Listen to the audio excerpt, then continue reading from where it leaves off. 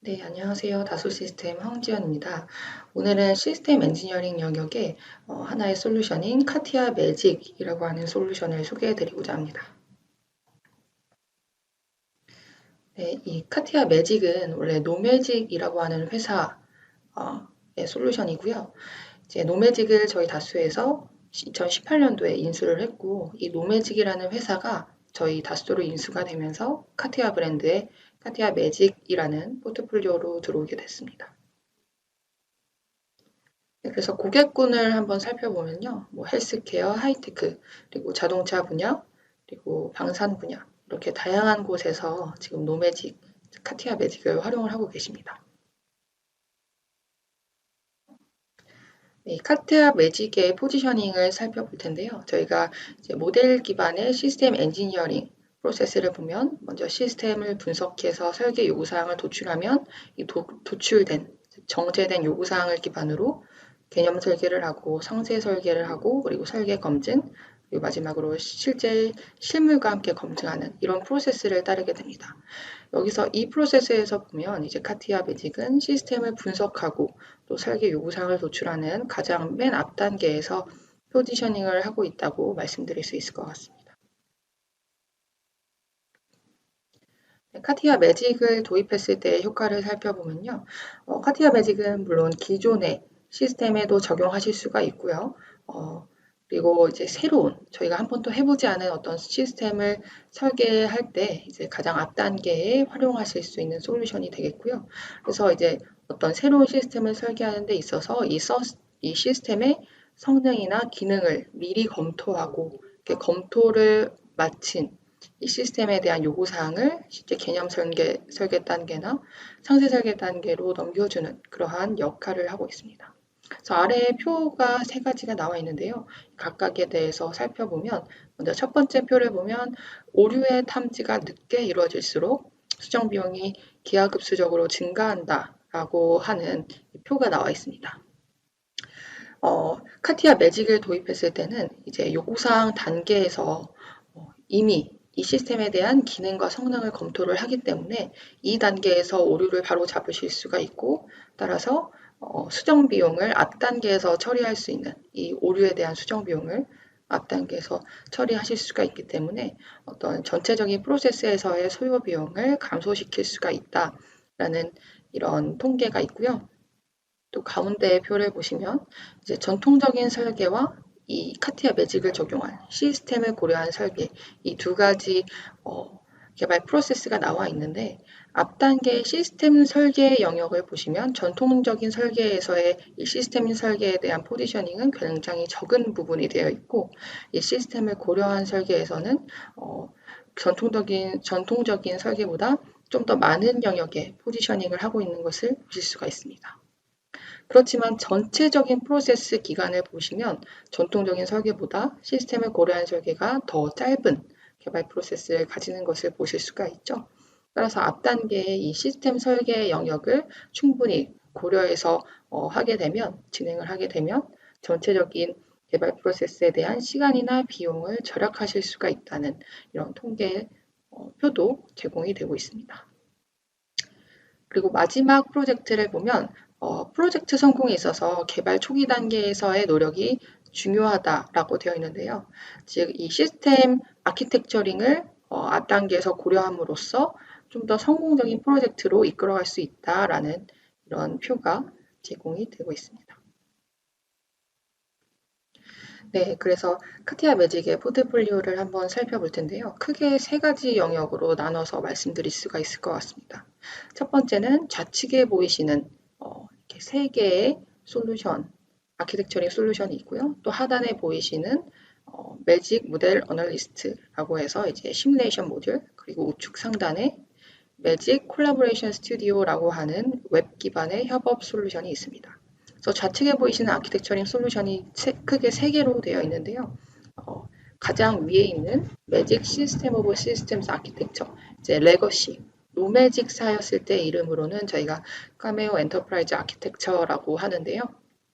줄여서 저희가 MSSA 또는 CEA 이렇게 부르기도 합니다. 이 솔루션이 저희 카티아 매직에서 아키텍처링을 통해 제공하는 가장 큰 범위의 기능을 제공하는 솔루션이라고 보시면 될 것 같고요. 주로 이제 방산 쪽에서 이 아키텍처링 솔루션을 많이 쓰신다고 합니다. 이 아키텍처링 솔루션에는 뭐 UAF나 도다프, 모다프 같은 특정 프레임워크 기반으로 이제 아키텍처링을 하실 수 있도록 지원을 하기 때문에요. 방산 쪽에서 많이 쓰고 있고요. 그리고 아래 매직 사이버 시스템스 엔지니어, 레거시 이름으로는 카메오 시스템스 모델러라고 이제 저희가 시스템 모델링 랭귀지, 즉 CSML로 되어 있는 요 아키텍처링 툴을 제공을 하고 있습니다. 얘가 사실 가장 많이 쓰는 아키텍처링 솔루션이라고 말씀드릴 수가 있을 것 같습니다. 이 MCSE라고 하는 솔루션에서는요, 이제 코드 엔지니어링을 코드 제너레이션을 이제 기능을 제공을 하는데요.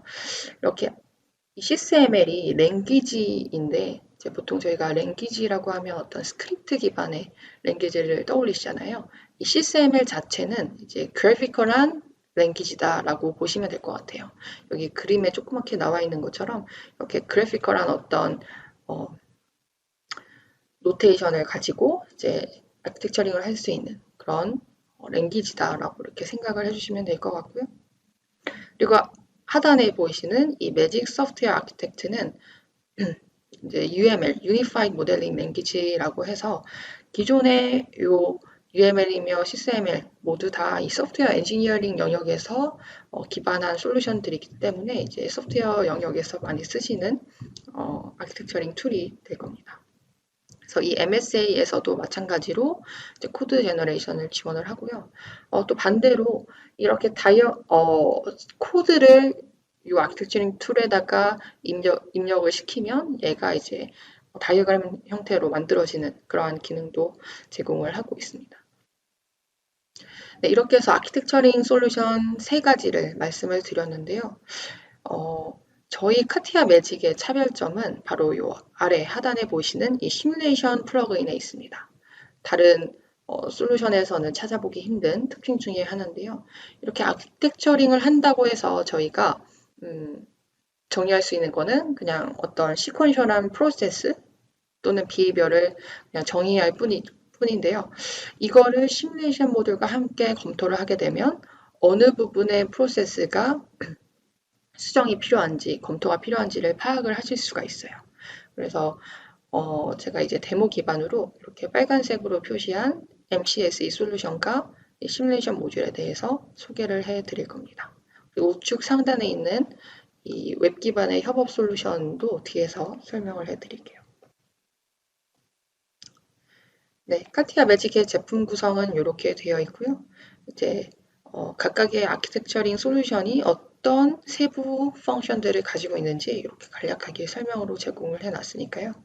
네, 보시면 될 것 같고 또 이 카티아 매직의 장점 중에 하나가 제 플러그인에 대해서 굉장히 잘 유동적으로 되어 있다라는 거예요. 즉 만약에 고객이 매직 소프트웨어 아키텍트를 사용하고 있고 추후에 나는 CSML에 대한 즉 이제 매직 사이버 시스템스 엔지니어를 쓰고 싶다는 요구가 있을 때 이 툴을 새로 사서 매직 소프트웨어 아키텍처는 더 이상 쓰지 않고 매직 사이버 시스템스 엔지니어를 쓰겠다 이렇게 하는 것이 아니라 매직 소프트웨어 아키텍트 기존에 사용하시고 계시던 이 아키텍처링 툴을 쓰시고 거기에다가 플러그인을 붙여서 이제 사용을 하시면 매직 사이버 시스템스 엔지니어와 동일한 역할을 하는 그러한 솔루션을 사용하실 수가 있습니다. 네. 그래서 제가 뒤에서 이제 데모를 보여드리기 전에 오브젝트 매니지먼트 그룹이라고 하는 객체 관리 그룹을 통해서 이제 모델링 솔루션이라고 하는 정의를 가지고 왔습니다. 그래서 모델링 솔루션이라고 정의하기 위해서는 3가지 요소가 필요하다고 이렇게 나와 있죠. 첫 번째는 모델링 솔루션을 구성하는 랭귀지, 그리고 저희가 그냥 이 카메오라는 솔루션을 쓴다고 해서 MBSE를 적용한 아주 선진적인 어떤 회사다 이렇게 정의할 수 있는 것이 아니라 특정 방법론 기반으로 아키텍처링을 해야지만 이제 제대로 MBS를 구축하고 있는 회사다라고 말씀을 드릴 수가 있는데요. 따라서 이 모델링 솔루션에는 특정 방법론이 필요합니다. 메소돌로지가 되겠죠. 그리고 이 모델링 솔루션이 제공하는 툴, 이렇게 세 가지가 필요하겠죠. 얘를 이제 카티아 매직에다가 적용을 해보면 물론 UML도 지원하지만 저희는 대표적으로 시스템 모델링 랭귀지라고 하는 이 랭귀지 기반으로 사이버 매직 그리드라고 하는 카티아 매직이라는 솔루션과 굉장히 잘 얼라인이 된 방법론이 있습니다. 그래서 이 방법론을 또 제공을 하고요. 그리고 까미오 시스템스 모델러라는 툴을 같이 제공을 하고 있습니다. 용어가 굉장히 처음에는 헷갈리실 수가 있어요. 그래서 이 장표 하나만 기억을 해주시면 뒤에서 이해하시는데 문제가 없으실 겁니다. 그래서 사이버 매직 그리드라고 하는 이 방법론은 이렇게 지금 박스 형태로 생겼습니다. 저희가 그 자크만 프레임워크라고 하는 그런 프레임워크에서 기반한 그런 방법론이 되겠는데요. 자크만 프레임워크도 이렇게 보이시는 것처럼 이런 박스 형태의 그리드를 가진 이러한 형식으로 생겼습니다. 그래서 이 방법론을 소개해드리기 전에 백그라운드를 좀 말씀드리면 이제 노매직사 저희가 인수하기 전에 그 노매직사였을 때 방법론 이름이 매직 그리드였어요. 근데 이 매직 그리드가 다소로 인수가 되면서 이제 사이버라는 게 앞에 붙었는데요. 그냥 이름만 바꾼 것이 아니라 새로운 사상이 추가가 됐습니다. 그렇게 추가된 내용은 이제 뒤에서 따로 설명을 해드리고 데모는 매직 그리드 기반으로 먼저 보여드리도록 할게요. 그래서 이 매직 그리드의 방법론을 한번 살펴보면 크게 세 가지 도메인과 네 개의 필러로 구성이 되어 있죠. 그래서 도메인부터 살펴보겠습니다. 그래서 도메인에 보면 프로블럼 도메인, 솔루션 도메인, 임플리멘테이션 도메인 이렇게 세 가지로 나뉘어져 있어요. 그리고 프로블럼 도메인에서도 또 두 가지의 도메인으로 나뉘어져 있죠. 보시면 블랙박스 그리고 화이트박스 두 가지의 도메인으로 나뉘어져 있고 이렇게 나뉜 것의 이유는 먼저 저희가 새로운 시스템을 설계한다고 했을 때 한 번도 해보지 않은 그렇기 때문에 이 시스템이 어떻게 구성이 되어 있는지는 저희는 아직 알지 못해요. 그래서 이 시스템 자체를 블랙박스 컨셉으로 보고 이 시스템이 어떤 역할을 해야 되는지, 사용자에게 어떤 기능을 제공해야 되는지 이런 외부 환경과의 커뮤니케이션 정도만 정의를 할 수 있겠죠. 그래서 그러한 부분을 정의하는 도메인이 이 블랙박스 도메인에서 해줘야 될 역할이고요. 이렇게 외부와의 어떤 커뮤니케이션을 정의를 했으면 이제 화이트박스 도메인으로 넘어와서 이제는 시스템 내부적으로 외부와 이런 소통을 하기 위해서는 이 시스템 자체가 어떤 펑션이 필요한지, 어떤 서브 시스템이 필요한지를 정의하는 게 이 화이트박스 도메인에서 해줘야 될 역할입니다. 이렇게 정의를 했으면 이제 솔루션 도메인으로 넘어와서 이 시스템의 기능과 성능에 대해서 이제 검토를 하는 단계가 이 솔루션 도메인에서 해줘야 될 역할이 되겠습니다. 그리고 이 매직 그리드, 지금 이 방법론을 적용하는 목적은, 이유는 저희가 임플리멘테이션 도메인의 가장 아래 도메인에 이 피지컬 리퀘어먼트를 뽑기 위한 과정이에요. 그래서 이렇게 피지컬 리퀘어먼트를 뽑았으면 이 리퀘어먼트를 기반으로 각 개발 부서에다가 이 정제된 요구사항을 뿌려주기 위해서 하고 있는 과정이고요. 그래서 결국에는 이 리퀘어먼트 필러를 도출하기 위해서 비헤이비어 필러, 스트럭처 필러, 파라미터 필러가 필요한 겁니다. 그리고 여기 좌측에 보시면 SOI, SUT라고 되어 있죠. 얘네들은 이제 CCML 그 영역에서 공식적으로 쓰는 그러한 용어들이 되겠는데요. 먼저 SOI와 SUT 모두 동일한 저희가 설계하고자 하는 아키텍처링 하고자 하는 시스템을 지칭하는 용어입니다. 그럼 두 가지가 나뉜 이유는 이제 프로블럼 도메인에서 저희가 시스템을 아키텍처링 할 때 이 시스템을 SOI라고 부르고요. 얘를 솔루션 도메인으로 넘어와서 아키텍처링 할 때는 시스템을 SUD라고 부르게 됩니다. 그래서 내가 지금 어느 단계에서 시스템을 아키텍처링 하고 있는지 여러 엔지니어들과 소통을 하기 위해서, 구분을 짓기 위해서 이렇게 지칭을 합니다. 네, 그래서 이제 이 EV 찰저, 전기차 충전기를 기반으로 이 아키텍처링 하는 과정을 하나하나 보여드리도록 할 건데요. 가장 먼저 프로그램 도메인, 즉 블랙박스 도메인의 requirement 필러의 스테이크홀더 니즈, 사용자 요구사항을 먼저 정의를 해야겠죠. 근데 이 카티아 매직은 요구사항 관리 툴은 아닙니다.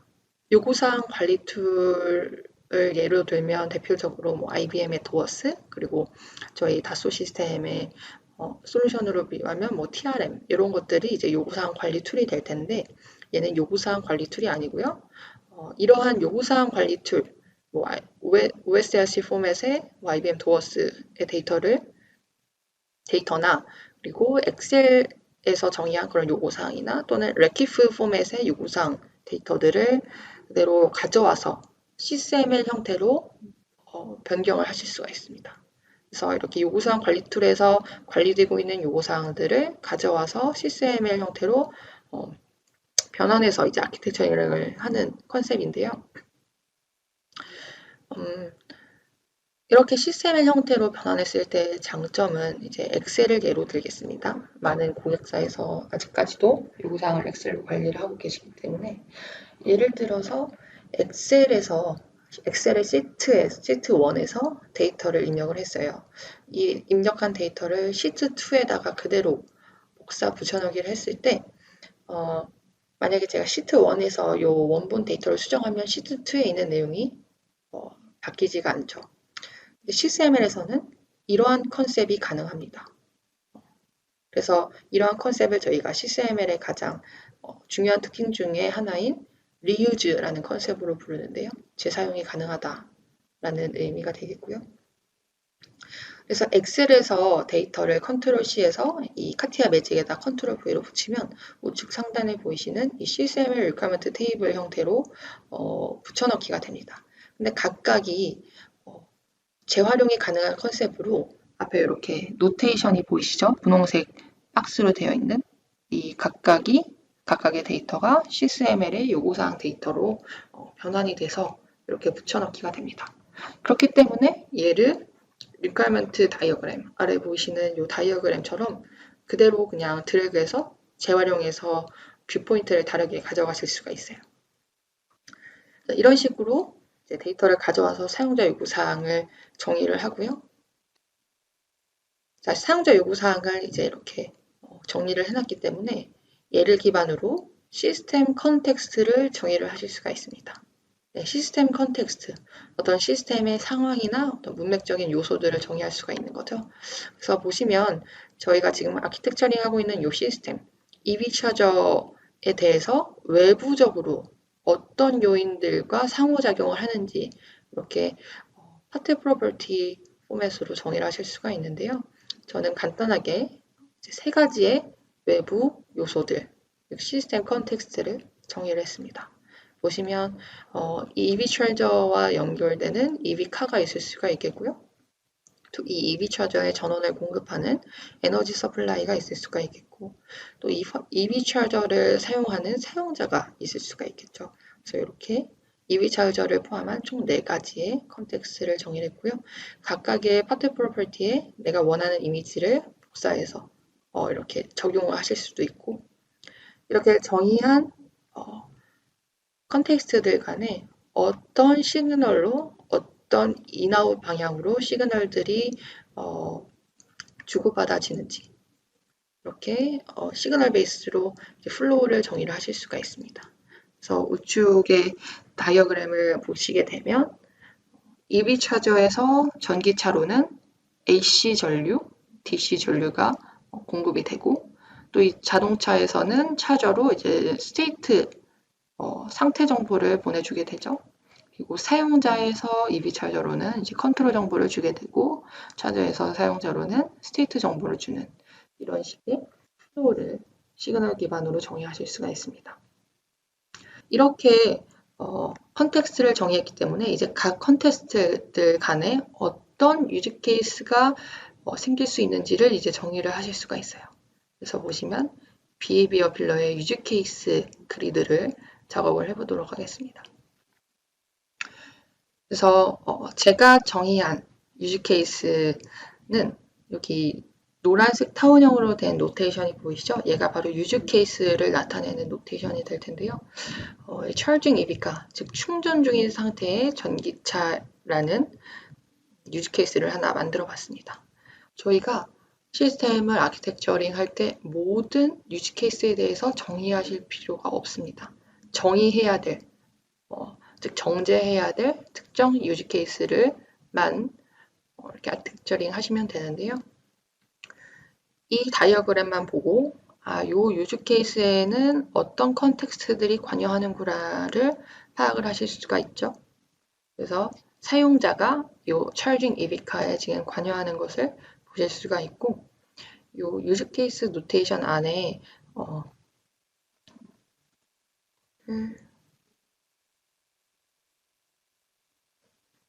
이렇게 삼지창 거꾸로 된 요 아이콘이 보이시죠? 이 의미는 이 노테이션 안에 새로운 다이어그램이, 어떤 다이어그램이 포함되어 있다는 걸 표시하게 되겠고요. 그래서 이 유즈 케이스를 어떤 액티비티 시퀀스로 수행하는지 이렇게 가운데에 보이시는 액티비티 다이어그램으로 정의를 하게 됩니다. 그래서 charging EV카라고 하는 유즈 케이스로부터 액티비티 다이어그램을 하나 만들었고요. 여기서 이 이니셜 노드부터 시작을 해서 플러그 차징 소켓, 얘는 이제 블랙박스 레벨에서의 액티비티를 정의하는 거죠. 그래서 사용자 관점에서 먼저 충전 소켓을 꽂고 프레스 스타트 차징, 그리고 시스템을 준비하고 EV카 배터리의 현재 용량, 배터리 용량을 체크하고 파워를 가지고 오고, 여기 디시전 노드가 보이시죠? 이 EV카 배터리가 not full이면 이쪽 루프로, 풀 상태면 이쪽 루프로 이렇게 흘러가게 디시전 노드를 통해서 정의를 했고요. 지금 이 액티비티 다이어그램에 초록색으로 하이라이트 된 것을 보실 수가 있어요. 얘가 바로 제가 아까 하단의 포트폴리오에서 말씀드린 그 시뮬레이션 플러그인이 될 텐데요. 이렇게 아키텍처링한 액티비티 다이어그램을 시뮬레이션을 돌려서 내가 원하는 로직대로 잘 루프가 흘러가는지를 어떤 사고 회로를 검증하는 식의 이런 시뮬레이션을 수행을 하실 수가 있습니다. 그래서 시뮬레이션을 딱 하게 되면 이 디시전 노드에는 자동적으로 이 퀘스천 윈도우가 뜨게 돼요. 그래서 yes, no를 통해서 이 루프를 저희가 결정을 하실 수가 있고요. 복잡한 시스템의 경우에는 사용자가 일일이 이 퀘스천 윈도우에 응답을 하는 게 아니라 자동으로 이 입력 데이터에 따라서 루프를 결정하는 식의 디시전 노드를 설정을 하실 수가 있습니다. 자, 이렇게 charging EV카라고 하는 유즈 케이스에 대한 액티비티를 정의를 했어요. 자, 이렇게 정의한 액티비티를 기반으로 또 우측의 다이어그램처럼 배치를 하게 되는데요. 여기 보시면 검은색으로 된 박스가 보이죠.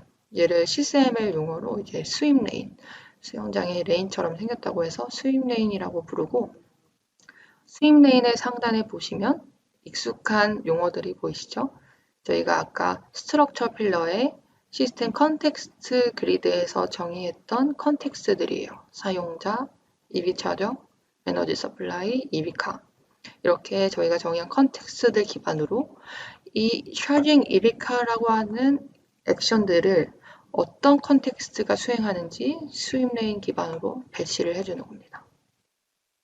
자, 일일이 이렇게 각각의 액션들을 배치를 해주게 되면 얘가 이제 유저라는 컨텍스트가 이 액션을 수행하는구나, EV 차저라는 컨텍스트가 이 액션을 수행하는구나를 파악을 하실 수가 있죠.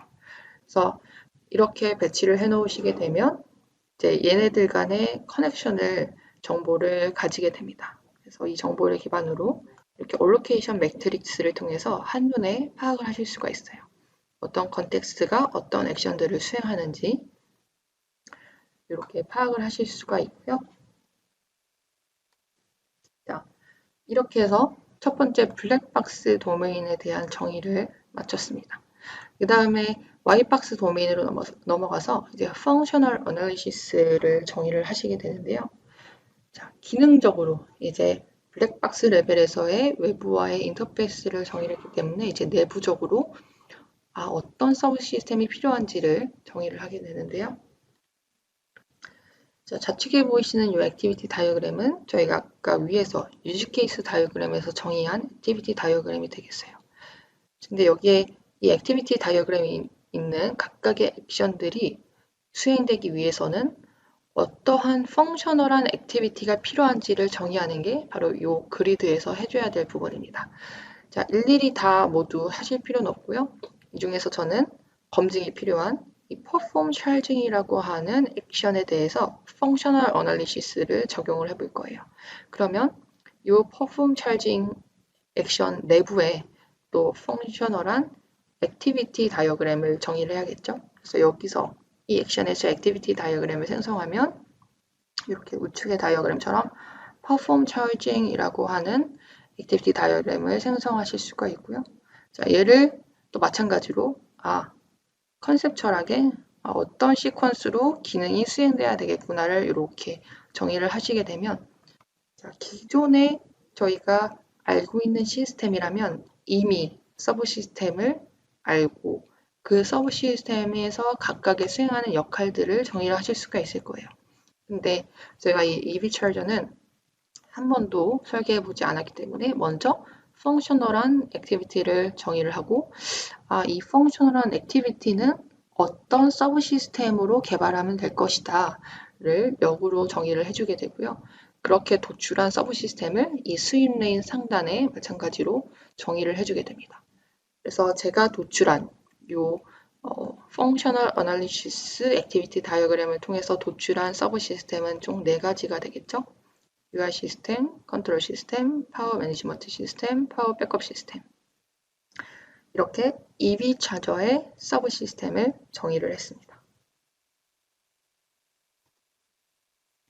자, 이렇게 서브 시스템을 이제 도출을 했기 때문에 이제 요 스트럭처 필러의 로지컬 서브 시스템스 커뮤니케이션이라고 하는 그리드를 작업을 해줘야 돼요. 즉 앞에서 도출한 서브 시스템들 간의 커뮤니케이션을 작업을 해줘야 되고요. 저희가 작업한 그 서브 시스템이 EV 차저라고 하는 블럭의 파트 프로퍼티 포맷으로 이렇게 적용이 되어 있어요. 그리고 여기 보시면 초록색 박스가 보이시죠? 이게 이제 프록시 포트인데 저희가 시스템 컨텍스트 영역에서 정의한 이 외부와의 인터페이스 정보를 기반으로 외부 포트들을 정의를 해준 겁니다. 그래서 이 외부 포트들이 어떤 시그널 플로우를 가지고 있는지를 인터페이스 블록을 통해 정의를 하실 수가 있고요. 이것들 기반으로 이제 서브 시스템들 간의 인터페이스를 적용을 해야 되기 때문에 이 블럭의 내부에다가 이제 IBD, 인터널 블럭 다이어그램이라고 하는 거를 정의하게 되면 이렇게 블럭에 이런 표시가 뜨게 됩니다. 그래서 이 블럭을 더블 클릭하게 되면 이 IBD라고 하는 다이어그램이 생성이 되고요.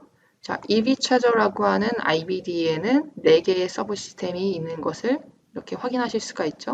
저희가 앞에서 정의한 UI 시스템, 파워 백업 시스템, 파워 매니지먼트 시스템, 컨트롤 시스템 이렇게 4가지의 파트 프로퍼티 서브 시스템들이 외부의 포트에서 오는 플로우 기반으로 어떻게 인터페이스를 주고받는지를 정의를 하게 돼요. 자, 근데 외부 포트들이 내부의 인터페이스에 그대로 동일한 시그널을 전달할 수는 없죠. 그래서 내부에서 커뮤니케이션 하는 이 포트들은 다시 인터널 인터페이스 블록으로 정의를 해주고 이것들을 갖다가 활용을 하시게 됩니다. 이렇게 IBD 형태로 정의한 데이터를 저희가 인터페이스 컨트롤 다큐먼트 ICD라고 하는 이 다큐먼트 포맷으로 데이터를 추출하실 수가 있어요.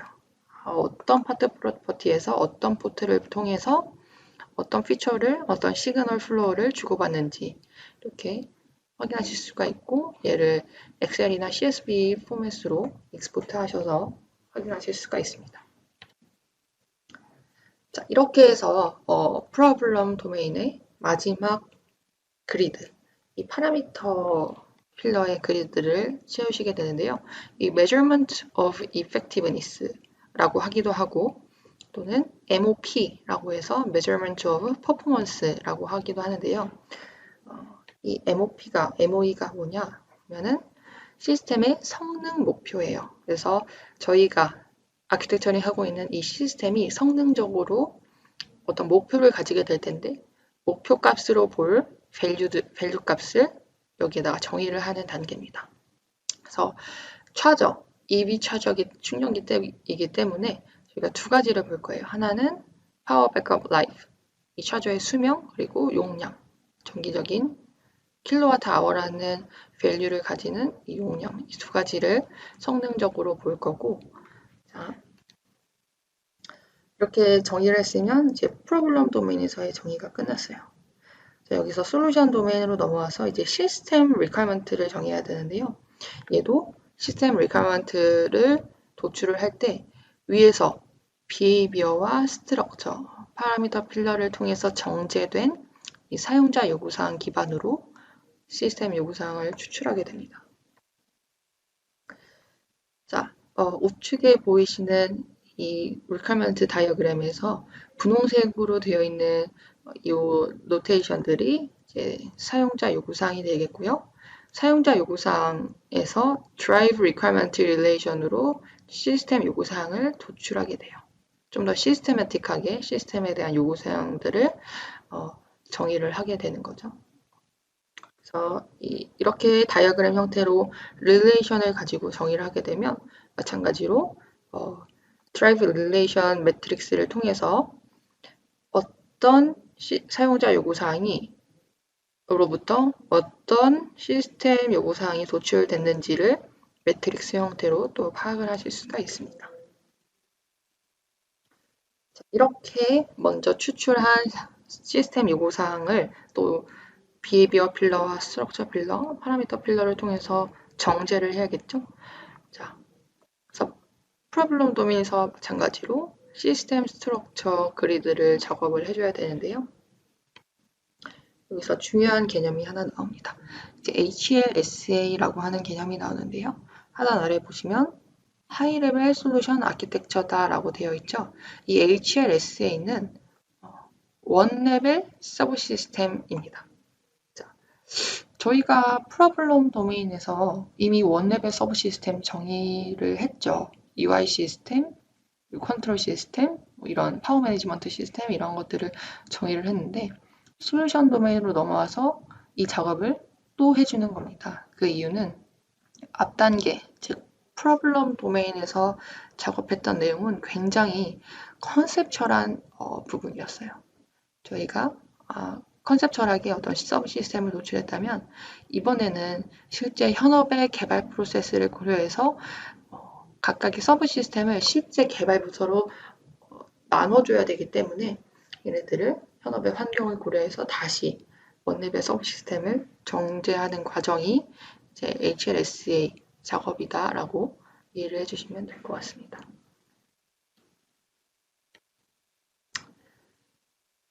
그래서 좌측에 보이시는 이 블록 데피니션 다이어그램이 저희가 프로블럼 도메인에서 해줬던 EV 차저에 대한 정의가 되겠고요. 얘를 다시 HLSA로 정의를 하기 위해서 이제 좌측이 SOI에서의 EV 차저였다면 얘를 SUD 형태로 변환함으로써 이름도 제가 구분을 하기 위해서 SVCS라고 하는 SUD로 이름을 변경해 줬어요. 그리고 많은 여러 협업 부서와의 많은 협의를 통해서 이 원레벨 서브 시스템을 다시 도출했다고 가정을 한 상태고 그거를 정의한 게 이 이 블럭이 되겠습니다. 그래서 다시 정의된 서브 시스템을 보면 총 하나, 둘, 셋, 넷, 5개가 되겠죠. 그래서 터치스크린 UI, 뭐 인버터, 렉티파이어 이런 것들로 다시 HLSA를 정의를 해줬습니다. 자, 다시 이렇게 서브 시스템을 정의했기 때문에 이 서브 시스템들 간의 인터페이스도 다시 정의를 해줘야겠죠. 그래서 위에서와 동일한 과정으로 이렇게 IBD를 만들어서 인터페이스를 다시 그려주게 되고요. 좌측 다이어그램을 보시면 이 EV charger, SOI였을 때의 서브 시스템들이 어떻게 SUD에서 HLSA로 변경이 됐는지 이런 변경된 정보를 마찬가지로 다이어그램을 통해서 확인하실 수도 있습니다. 네, 이렇게 해서 HLSA를 정의를 했으면 이제 시스템에 대한 기능을 검증을 해야 돼요. 여러 가지 기능이 있겠지만 제가 검증할 기능은 배터리, 이 EV 차저에 대한 완속 급속 충전 기능에 대해서 검토를 해보도록 하겠습니다. 저희가 보통 behavior, 기능을 검증할 때는 스테이트 머신이나 시퀀스 다이어그램 또는 액티비티 다이어그램들을 활용하는데요. 여기서는 스테이트 머신 다이어그램을 활용을 했습니다. 자, 스테이트 머신 다이어그램은 이 시스템이 가질 수 있는 스테이트들을 기반으로 이제 다이어그램을 만드는 거고요. 먼저 이 EV 차저가 가질 수 있는 스테이트들은 준비 상태가 있을 수가 있겠고 또 소켓이 꽂힌 상태, 소켓이 빠진 상태, 그리고 충전 중인 상태, 응급 상황이 발생한 상태 이런 것들이 있을 수가 있겠죠. 이거 말고도 더 있으면 정의를 하셔도 되고요. 자, 각각의 스테이트들은 시그널 기반으로 이동을 하게 됩니다. 스탠바이 상태에서 소켓 플러그드라는 시그널이 들어오면 소켓 플러그드라는 스테이트로 넘어오고 스타트 차징이라는 시그널이 들어오게 되면 오퍼레이션의 차징카 상태로 넘어오게 될 겁니다. 여기서 차징카에 보면은 do라고 하는 액티비티가 하나 정의가 되어 있어요. 얘를 더블 클릭을 하면 여기 차징카라고 하는 액티비티 다이어그램으로 넘어가게 되는데요. 이 다이어그램에 보시면 fast and slow charging이라는 모드로 구분이 되어 있고 이 fast and slow charging이 끝나면 charging status, 충전 상태가 스탑으로 바뀌면서 배터리 full이라는 시그널을 보내게 됩니다. 그러면 이 배터리 풀이라는 시그널이 나오면서 이쪽 스테이트로 넘어가게 되겠죠. 그래서 충전이 멈추는 이러한 루프를 가지고 있어요. 그리고 이 오퍼레이션 중에 즉 여기 이 오퍼레이션 내부에 어느 상태에 있더라도 emergency stop이라는 시그널이 들어오게 되면 그 즉시 emergency stop으로 스테이트가 변경이 되게 됩니다. 자, 변경이 되게 되면서 이 내부에 구성되어 있는 액티비티 다이어그램을 보면 charging status가 emergency로 바뀌게 되죠. 이런 식으로 간단한 로직을 구현해 놨고 자, 다시 charging카라고 하는 액티비티로 돌아와서 fast and slow charging이라는 액션 내부에 또 더블 클릭을 해보면 이렇게 fast and slow charging이라고 하는 액티비티 다이어그램이 구성이 되어 있고요. 자, 얘 로직을 한번 살펴보겠습니다. 시뮬레이션을 하면 이니셜 노드에서 시작을 해서 먼저 프린트라고 하는 스크립트 기반의 배터리 퍼센트를 현재 배터리 퍼센트를 먼저 출력을 하게 되고요. 자, 현재 배터리 퍼센트를 확인을 했으면 이쪽 루프로 넘어오면서 디시전 노드에서 물어보죠. 배터리 퍼센트가 100보다 크거나 같으면은 시뮬레이션이 종료하고 그렇지 않으면은 아래 루프로 가면서 또 디시전 노드가 나옵니다. 여기서 보면 배터리 퍼센트가 80보다 작으면 왼쪽 루프로 가면서 charging status가 fast charging으로 바뀌고 배터리 퍼센트가 5씩 증가하게 되고요. 그래서 다시 위아래로 이렇게 루프를 돌아와서 배터리 퍼센트가 80% 이상이 되면 슬로우 charging으로 바뀌면서 배터리 퍼센트가 1씩 증가하는 식의 로직을 구현을 해놨습니다. 얘를 영상으로 보여드릴 건데요.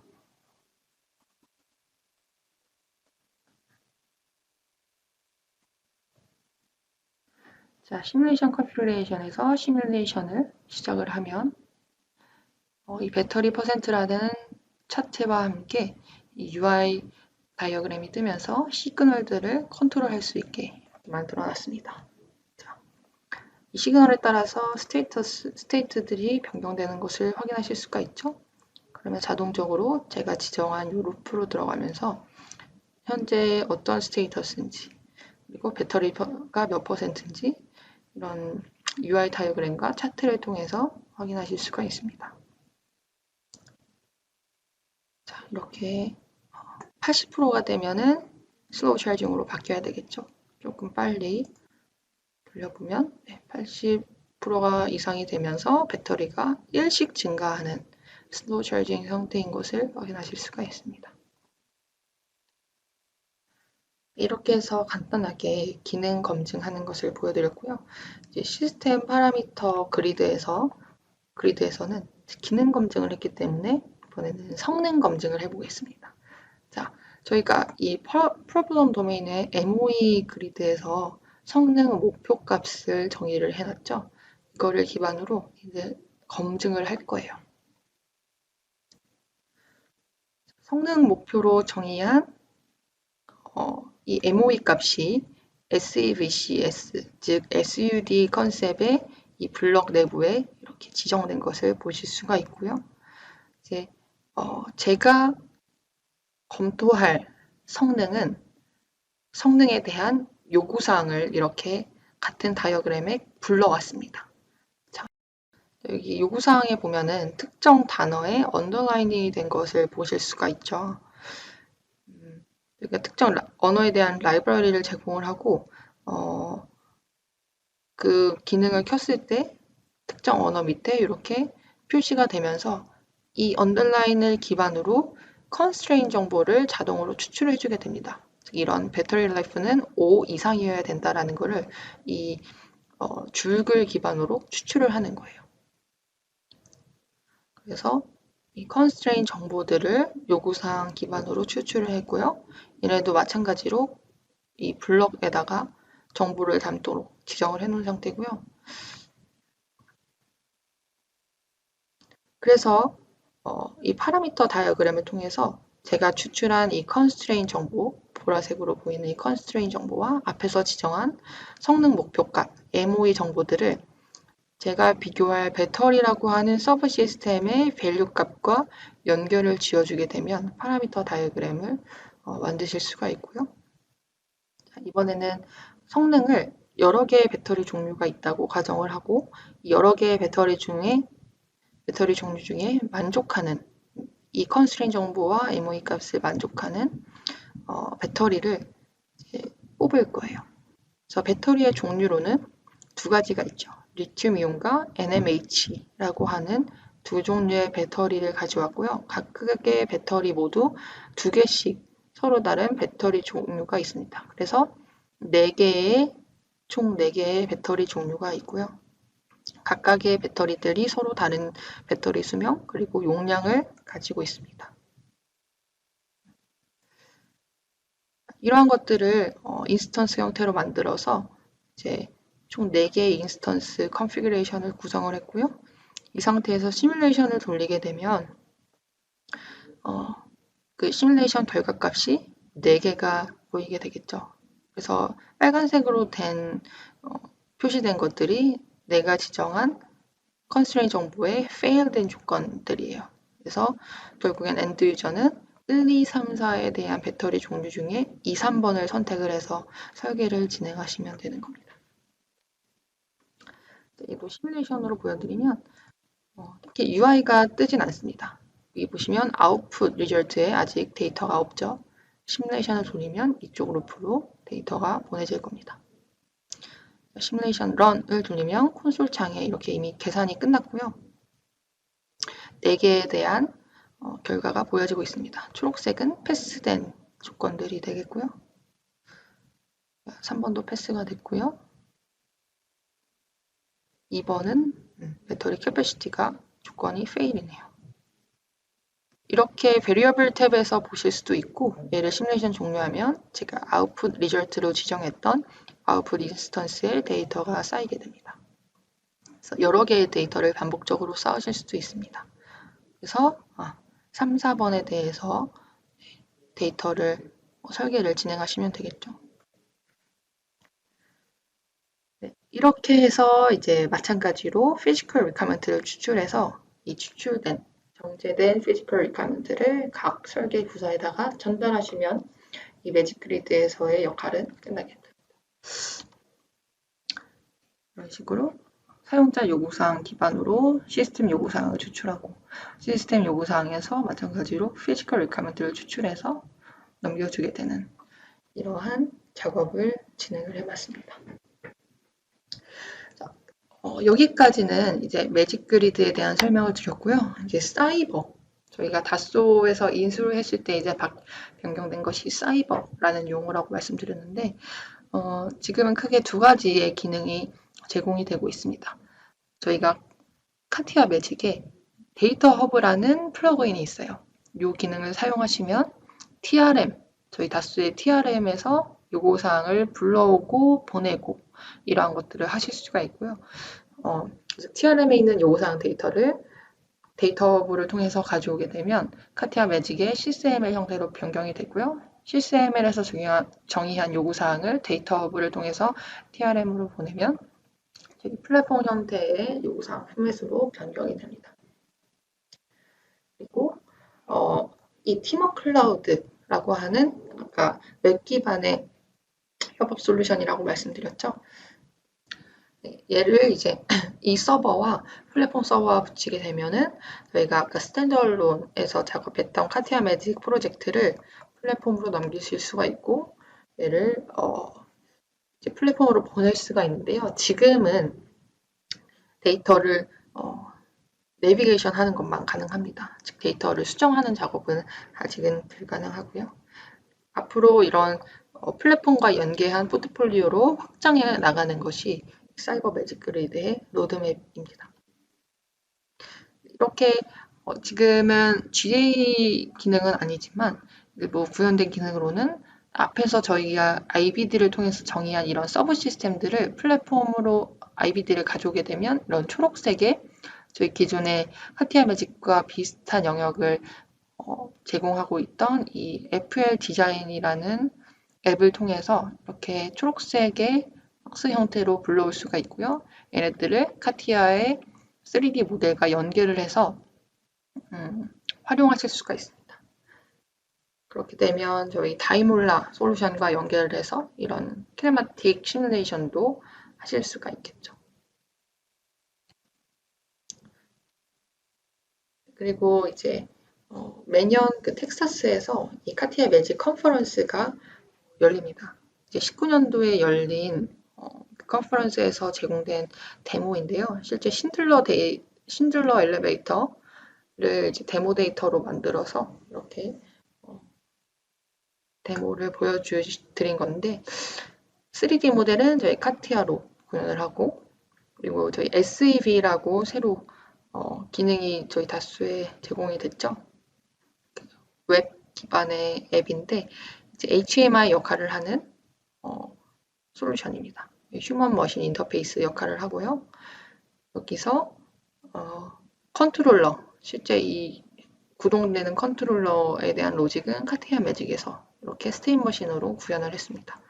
얘네가 실시간으로 데이터를 주고받으면서 이제 실물 데이터와 컨트롤 데이터가 HMI를 통해서 연결된 것을 구현하실 수가 있고 간단하게 영상으로 보여드리면 이렇게 플랫폼의 웹 솔루션을 통해서 HMI를 통해서 컨트롤하게 되면 이 컨트롤 시그널을 카티아 매직에서 받아서 또 이게 마찬가지로 3D 모델로 시그널을 보내주면서 테스트를 하는 것을 수행하실 수가 있습니다. 네, 이렇게 해서 사이버 매직 그리드 기반으로 저희 MCSE 솔루션과 시뮬레이션 모듈을 활용하는 것을 보여드렸고요. 그리고 매직 콜라보레이션 스튜디오라고 하는 웹 기반의 협업 솔루션을 마지막으로 소개를 해드리겠습니다. 자, 여기 팀워크 클라우드라고 되어 있는데 이 클라우드 저희가 뭐 공용 서버에다 올려서 하는 그런 컨셉은 아니고요. 그냥 이름만 클라우드예요. 예전 이름으로 되어 있고 착오 없으시길 바라고요. 웹 기반의 협업 솔루션인데요.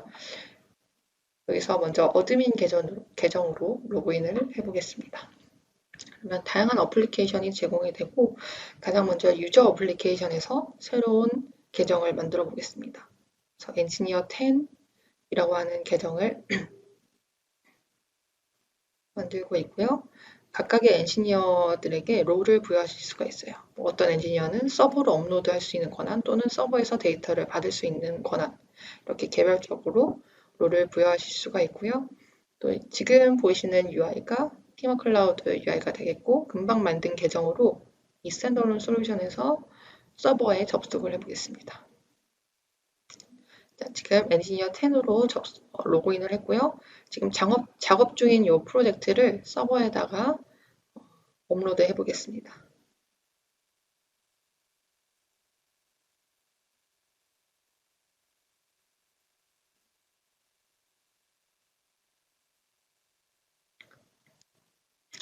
네, 버전 1으로 업로드가 됐고요. 업로드된 것을 한번 리소스 어플리케이션에서 확인해 보겠습니다. 이렇게 버전 1 형태로 업로드가 됐고 이 프로젝트를 오픈하게 되면 다시 스탠드얼론 솔루션이 열리겠죠. 근데 만약에 이 솔루션이 설치되어 있지 않은 유저가 열게 되면 당연히 열리지가 않겠죠. 그래서 이러한 점을 보완하기 위해서 저희는 퍼블리시라는 기능을 제공합니다. 그래서 퍼블리시라는 기능을 통해서 다시 한번 이 프로젝트를 업로드 해보겠습니다.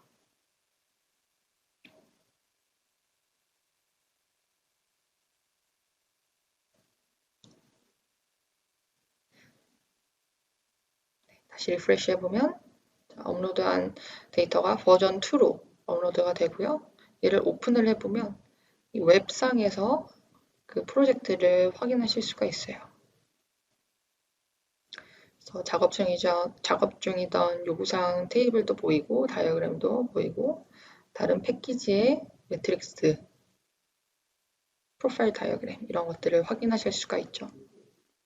여기서 이제 관리자로서 작업물에 대해서 코멘트를 남겨볼 거예요. 그래서 이렇게 뭐 네모박스, 동그라미 이런 것들을 활용해서 어떤 그래피컬한 코멘트를 남기실 수가 있습니다. 그래서 다시 한번 확인해 주세요 라는 코멘트와 함께 작업물을 남기게 되면 작업 중이던 엔지니어 10은 외부로 들어올 필요가 없이 이 스탠드얼론 솔루션상에서 바로 코멘트를 확인하실 수가 있습니다. 이렇게 확인했고요. 다이렉트로 이 웹 환경에서 이 스탠드얼론 환경에서 웹에 있는 어드민에게 답변을 남기실 수가 있습니다. 그래서 답변을 남겼고요. 마찬가지로 웹에 있는 어드민은 엔지니어가 남긴 답변을 확인하실 수가 있겠죠. 체크를 해서 작업 완료 표시를 하실 수가 있고요. 이렇게 웹에서 보여지는 데이터들이 그냥 보여지는 것뿐만 아니라 수정 작업도 하실 수가 있어요. 그래서 웹에서 바로 이 프로젝트에 대한 데이터를 수정을 해볼 건데요. 좀 말이 안 되지만 22인치를 50인치로 이렇게 변경을 해봤고요. 스테이터스도 바꿔보겠습니다.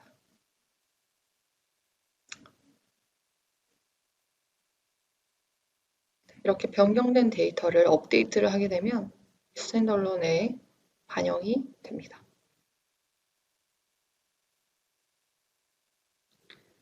이렇게 데이터가 바뀐 것을 확인하실 수가 있죠. 그리고 이번에는 버전 관리를 해볼 거예요. 자, 지금 웹에서 작업한 내용을 포함해서 총 4개의 버전이 생겼어요.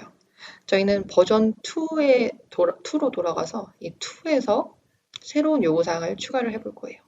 그리고 나서 지금 현재 버전인 버전 4와 다시 합치는 이러한 과정을 해볼 건데요. 버전 2에서 새로운 요구사항을 추가하기 위해서 프로젝트를 생성했더니 버전 5로 생성이 됐고요. 상단의 샵 넘버를 통해서 현재 무슨 버전인지 확인하실 수가 있습니다. 네, 지금 이 버전 2에서 생성한 버전 5에서 락을 걸어서 엔지니어가 이 프로젝트를 소유하도록 만들었고요. 각각의 엘리먼트별로 엔지니어들이 락을 걸어서 수정 작업을 하실 수가 있습니다. 즉 하나의 프로젝트에 여러 엔지니어가 붙어서 협업을 하실 수가 있고요. 이렇게 요구사항을 추가를 했고 얘를 다시 버전 4와 합쳐야겠죠. 그 전에 비교를 하려고 이 컴페어라는 기능을 사용을 해보겠습니다. 즉 어떤 데이터가 추가됐고 삭제됐고 수정됐는지 이렇게 색깔별로 구분을 해서 확인하실 수가 있어요. 이렇게 스테이터스 바를 통해서 그래피컬하게 비교를 하실 수도 있고요. 자, 이렇게 비교 과정을 거쳤으면은 실제 멀지 프로젝트를 하게 됩니다. 프로젝트 병합을 수행하시게 되고